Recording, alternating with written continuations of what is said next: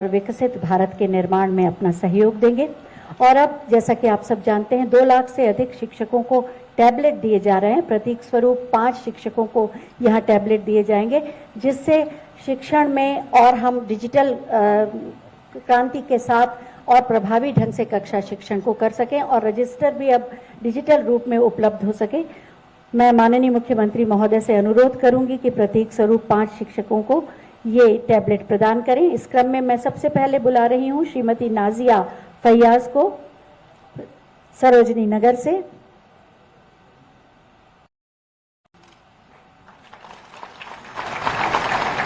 Shrimati Sangeeta Srivastava BKT से,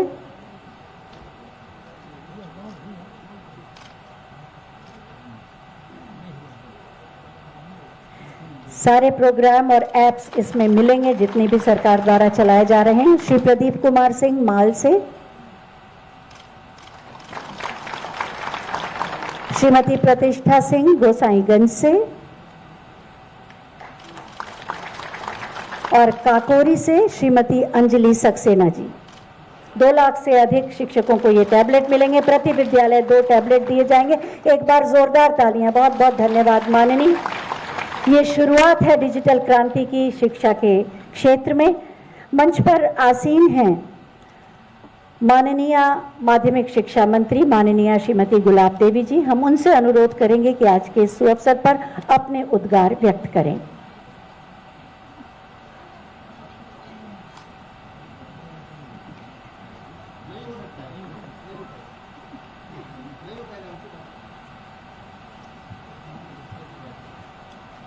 गुरु शिष्य परंपरा के आदर्श संवाहक उत्तर प्रदेश के जनप्रिय पूजनीय मुख्यमंत्री परम श्रद्धेय योगी आदित्यनाथ जी, प्रदेश सरकार में मेरे सहयोगी माननीय मंत्री संदीप जी, प्रदेश के मुख्य सचिव दुर्गा शंकर मिश्र जी, माध्यमिक एवं वैश्विक शिक्षा विभाग के अपर मुख्य सचिव श्री दीपक कुमार जी, आज के कार्यक्रम में सम्मानित हो रहे गुरुजन, सभागार में उपस्थित शिक्षा विभाग के अधिकारीगण, पत्रकार बंधुओं और सभी शिक्षकगण, मैं आप सबका इस कार्यक्रम में अभिनंदन करते हुए शिक्षक दिवस की हार्दिक बधाई देती हूँ।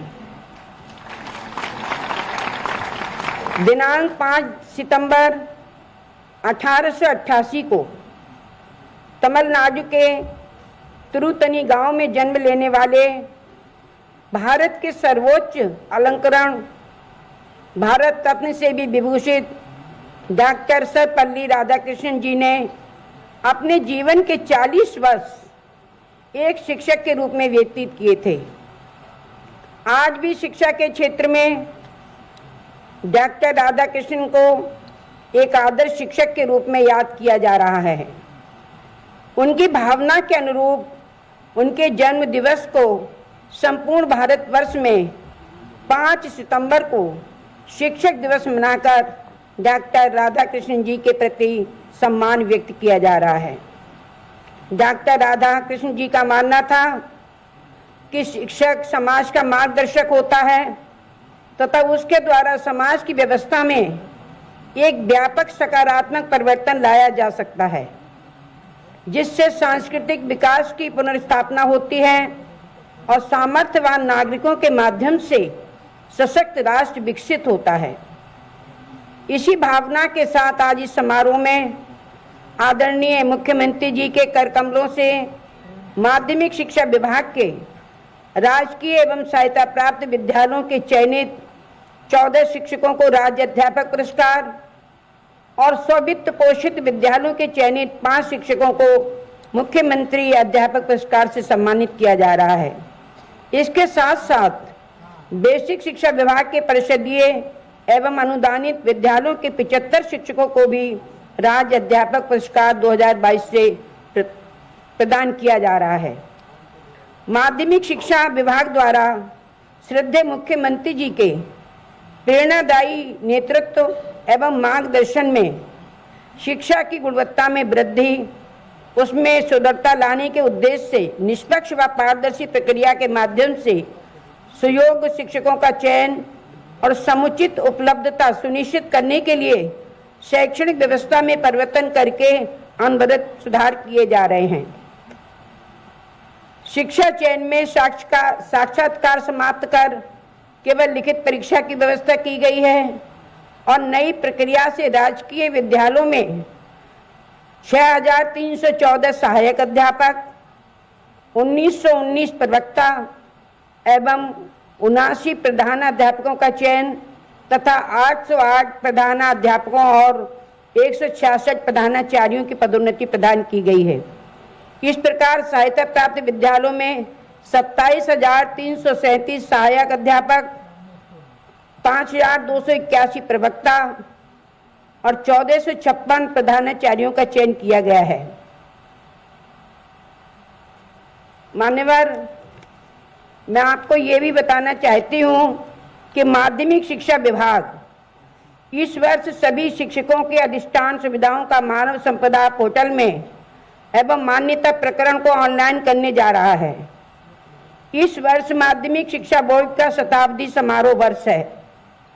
माध्यमिक शिक्षा विभाग में भी सभी राजकीय विद्यालयों के लिए टैबलेट, स्मार्ट क्लास का सेटअप, ICT लैब का सेटअप के लिए निविदाएं प्रचलित हैं, जिसको अतिशीघ्र पूर्ण करके वितरण कराया जाएगा। नवीन संस्कृत परिषद भवन का शिलान्यास किया जाएगा तथा वर्ष 12 नवीन संस्कृत विद्यालयों के भवनों का शिलान्यास भी माननीय मुख्यमंत्री जी के विजन के अनुसार किया जाएगा।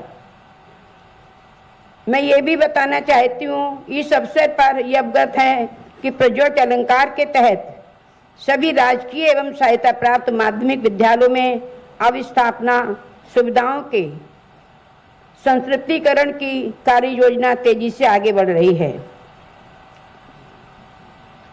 अभी माननीय बेसिक शिक्षा मंत्री जी ने बड़े विस्तार के साथ में आपके समक्ष सारी बातें रखी। मैं आपको ये बताना चाहती हूँ कि यदि देखा जाए तो ये पुरस्कार आपको उस समय भी मिला जब आप विद्यार्थी के रूप में थे और आपने रात और दिन मेहनत करके एक शिक्षा के क्षेत्र में शिक्षा विभाग से नियुक्ति पत्र लिया था, वो भी आपके लिए एक पुरस्कार के रूप में था। वो आपकी मेहनत का प्रतिफल था कि आपने विद्यार्थी जीवन में जो मेहनत की। आज जो आपको पुरस्कार दिया जा रहा है माननीय मुख्यमंत्री जी के कमलों से, उनसे मैं ये कहना चाहूंगी कि आपका जो उत्कृष्ट कार्य रहा शिक्षा के क्षेत्र में, उसका ये प्रतिफल है कि आपके लिए मुख्यमंत्री अध्यापक पुरस्कार से अब सुशोभित किया जा रहा है और अध्यापक पुरस्कार से सुशोभित किया जा रहा है। हम चाहते हैं कि जिस प्रकार से आपको ये पुरस्कार आज दिया गया है, उसी प्रकार से आप बहुत ही लगन से, बहुत ही मेहनत से और बहुत ही निष्ठा के साथ में बच्चों के भविष्य के प्रति सजग रहेंगे। क्योंकि कहा भी गया है कि धनवानों का जो धन होता है वो निर्धनों के क्या होता है, धरोहर होती है, और बलवानों का जो बल होता है वो निर्बलों की धरोहर होती है। इसी प्रकार से शिक्षकों का जो ज्ञान होता है वो विद्यार्थियों की धरोहर होती है। आप इस धरोहर के लिए बहुत ही ईमानदारी के साथ, निष्ठा के साथ, कर्मठता के साथ और एक धर्म समझकर जिस प्रकार से आप अपने बच्चों के भविष्य की चिंता करते हैं, और बच्चों का भविष्य इन बच्चों के आधार पर ही बनता है, क्योंकि आप सर्विस में हैं, सर्विस से जो कुछ प्राप्त होता है उससे आप अपने बच्चों का भविष्य बनाते हैं। तो जिनके वजह से ये प्राप्त होता है उन बच्चों के भविष्य की भी पूरी जिम्मेवारी आपकी है। मैं आज ये भी कहना चाहूंगी कि बच्चे शारीरिक रूप से भी स्वस्थ हैं, सारी सुविधाएं हमारी सरकार दे रही है हर प्रकार से, लेकिन जो आध्यात्मिकता की कमी है, मानसिक रूप से जो कमजोर हैं, जहां उनके अंदर ये भावनाएं नहीं आई हैं कि माता पिता के चरण छूने से हमें क्या आशीर्वाद मिलेगा, गुरुदेव के चरणों में सिर नवाने से क्या आशीर्वाद मिलेगा, धार्मिक पुस्तक पढ़ने से हमें क्या आशीर्वाद मिलेगा। तो मैं आज ये कहना चाहूंगी कि सुबह के लिए जो प्रार्थना होती है, राष्ट्रीय गीत होता है, उसमें 2 मिनट का समय सुविचारों के लिए आप जरूर रखें कि बच्चों के समक्ष सुविचार रखे जाएं, आध्यात्मिक विचार रखे जाएं, जिनसे उनकी मानसिक स्थिति भी मजबूत हो और वो समझें कि समाज में रहकर हम किस प्रकार से सम्मान प्राप्त कर सकते हैं। किताबों के अध्ययन के अतिरिक्त जीवन में आध्यात्मिक जीवन की भी बहुत बड़ी आवश्यकता होती है, ये आप ध्यान में रखें। अंत में मैं शिक्षक दिवस के इस पुनीत अवसर पर शिक्षा जगत से जुड़े हुए सभी को बधाई देते हुए ये आशा करती हूँ कि राष्ट्रीय शिक्षा नीति 2020 के उद्देश्यों के अनुरूप हम एक श्रेष्ठ शिक्षा प्रणाली को पुनः स्थापित करेंगे और राष्ट्र को प्रगति के मार्ग पर ले जाने वाले सक्षम एवं सुयोग्य नागरिक बनाने के पुनीत कार्य को पूरी निष्ठा और समर्पण के साथ जारी करेंगे। मैं आज के इस कार्यक्रम में हमारे माननीय मुख्यमंत्री जी ने जो अपना बहुमूल्य समय दिया है, मैं उनका हृदय से आभार व्यक्त करती हूँ और धन्यवाद देती हूँ। और यहाँ जितने हमारे शिक्षक हैं जो सम्मानित हुए हैं, यहाँ जितने शिक्षक आए हुए हैं और शिक्षा विभाग के समस्त पदाधिकारी, उन सभी का अभिनंदन करते हुए अपनी बात के लिए विराम देती हूँ। बहुत बहुत धन्यवाद।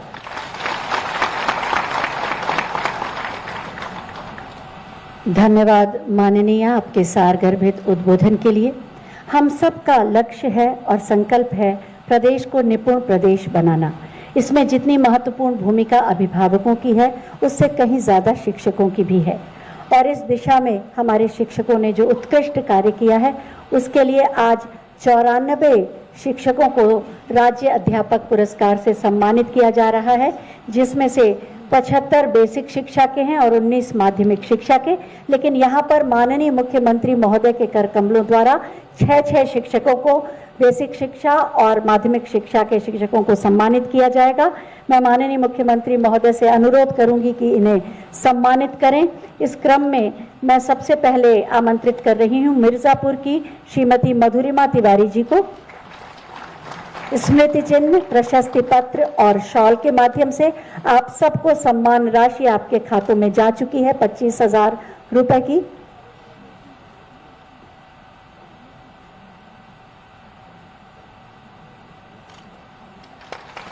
शॉल, प्रशस्ति पत्र और स्मृति चिन्ह के साथ और आपकी तालियों की शुभकामनाएं भी मिलें। ये पूरे उत्तर प्रदेश के लोगों के श्रद्धा प्रणाम होंगे आपकी तालियां। श्री प्रभुनाथ प्रसाद जी महाराजगंज से, आप सबकी तालियों में इस समय पूरे उत्तर प्रदेश की तालियों की आवाज होनी चाहिए। शिक्षकों का नमन कर रहे हैं हम।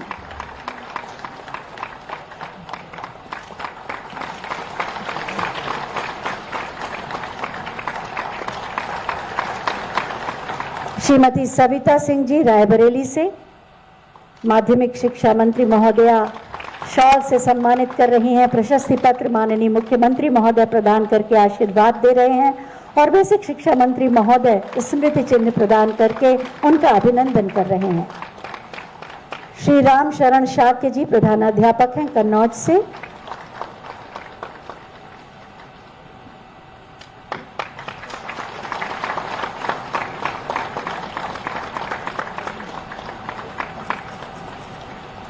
श्रीमती नीतू यादव प्रधानाध्यापिका कासगंज।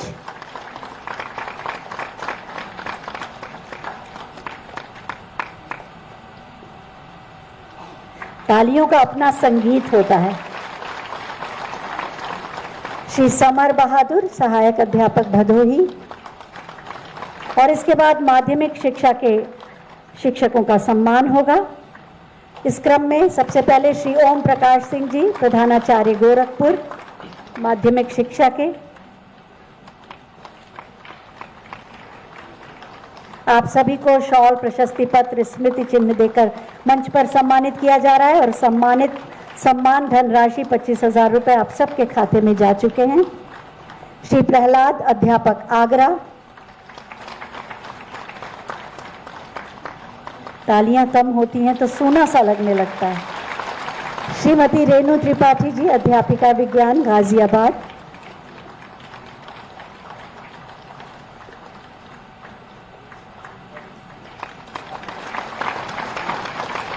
श्री नरेंद्र सिंह जी, प्रधानाचार्य, फतेहपुर। आपकी तालियों से ही इन सबके चेहरे पर मुस्कुराहट आती है और तस्वीर अच्छी बन जाती है।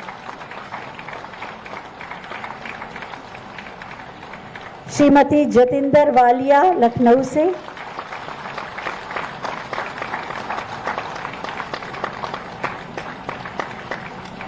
तालियां बजती रहें तो कितना अच्छा लगे। और डॉक्टर मृदुला शर्मा, प्रधानाचार्य, मेरठ से। एक बार सभी शिक्षकों के लिए तालियां।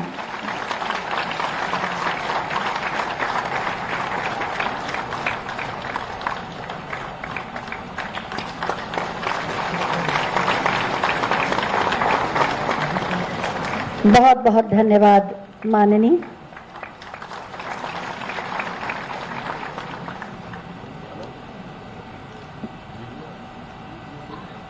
स्कूलों का कायाकल्प करके डिजिटल क्रांति के माध्यम से आज एक शिक्षा के जगत में एक नए डिजिटल युग का शुभारंभ कर रहे हैं माननीय मुख्यमंत्री महोदय, जिनका मार्गदर्शन हमारे संकल्पों की सिद्धि के लिए हमारी प्रेरणा बनता है और बल भी।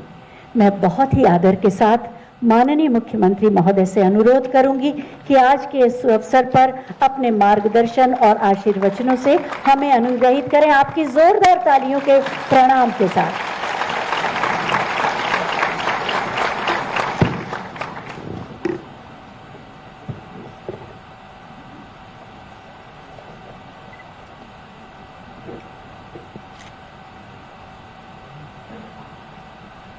आज के इस समारोह में मंच पर उपस्थित प्रदेश की माध्यमिक शिक्षा विभाग की मंत्री श्रीमती गुलाब देवी जी, प्रदेश के बेसिक शिक्षा मंत्री श्री संदीप सिंह जी, मुख्य सचिव श्री दुर्गा शंकर मिश्र जी, अपर मुख्य सचिव बेसिक एवं माध्यमिक श्री दीपक कुमार जी, माध्यमिक और बेसिक शिक्षा विभाग से जुड़े हुए सभी अधिकारीगण, प्रदेश भर से आए हुए सभी हमारे शिक्षकगण और उपस्थित भाइयों बहनों, आज भारत के द्वितीय राष्ट्रपति, महान शिक्षाविद, महान दार्शनिक सर्वपल्ली डॉक्टर राधाकृष्णन जी की पावन जयंती है, जिसे पूरा देश बड़ी श्रद्धा और समर्पण के भाव से शिक्षक दिवस के रूप में आयोजित करता है। इस अवसर पर भारत माता के इस महान सपूत को, जिन्होंने अपना जीवन शिक्षा के लिए, शिक्षा जगत के लिए समर्पित किया था, उनकी इस पावन जयंती के अवसर पर उनकी स्मृतियों को कोटि कोटि नमन करते हुए प्रदेश सरकार और प्रदेशवासियों की ओर से मैंने विनम्र श्रद्धांजलि अर्पित करता हूं।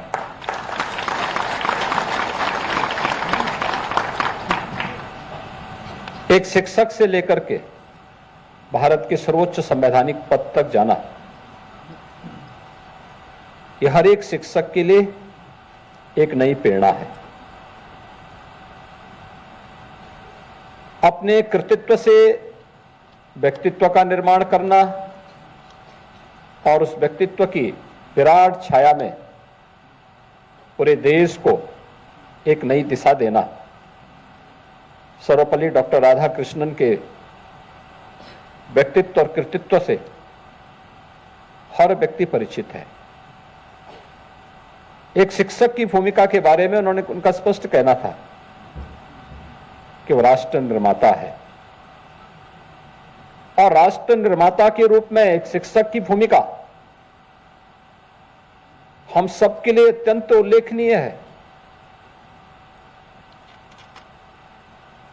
प्राचीन काल से ही भारत ने अपने शिक्षकों की इस परंपरा को भले किसी रूप में, लेकिन उसको मान्यता दी, उसको सम्मान के साथ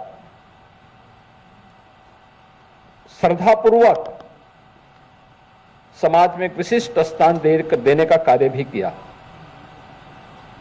लेकिन समय के अनुरूप इसमें दोनों पक्ष इसके सामने आते गए। एक पक्ष जो उसका उज्जवल पक्ष था, जीवन के प्रत्येक क्षेत्र में वर्तमान पीढ़ी का मार्गदर्शन करते हुए, राष्ट्र की नींव को सुदृढ़ करते हुए एक राष्ट्र निर्माता के रूप में अपनी भूमिका का निर्वहन करने वाला पक्ष एक उज्जवल पक्ष है। लेकिन दूसरा पक्ष उसका कृष्ण पक्ष भी है। कृष्ण पक्ष जब ट्रेड यूनियन की तरह कोई शिक्षक विद्यालय कार्यों से विरत होकर के दिन भर शिक्षा अधिकारियों के घर में या उनके कार्यालयों में बैठ करके अपनी वर्तमान पीढ़ी के भविष्य के साथ खिलवाड़ करता है, तो उसका एक कृष्ण पक्ष भी हम सबको, पूरे समाज को देखने को मिलता है। और समाज भी उस व्यक्ति को संदेह की निगाहों से देखता है, उनके प्रति कोई श्रद्धाभाव नहीं होता है। एक तिरस्कार का भाव समाज के मन में दिखता है। यह उसका एक उज्जवल पक्ष है, एक कृष्ण पक्ष है। इन दोनों को ध्यान में रख करके शिक्षा जगत की वर्तमान समस्याओं को समाधान की तरफ बढ़ाने का कार्य हम सबको करना होगा। याद करिए, 2 वर्ष पहले जब शिक्षक दिवस के अवसर पर प्रदेश के उत्कृष्ट शिक्षकों के सम्मान का प्रश्न सामने आया था, तो मैंने वो कार्यक्रम कैंसिल करवा दिया था। क्योंकि जब सूची मैंने देखी तो उसमें ऐसे ऐसे चेहरे थे जिन्होंने कभी स्कूल में पढ़ाया ही नहीं होगा, जो कभी जाते ही नहीं थे। तो मैंने कहा भाई इन लोगों का नाम क्यों दे, इनको तो मैं रोज देखता हूं घूमते हुए, स्कूल कभी जाते नहीं है,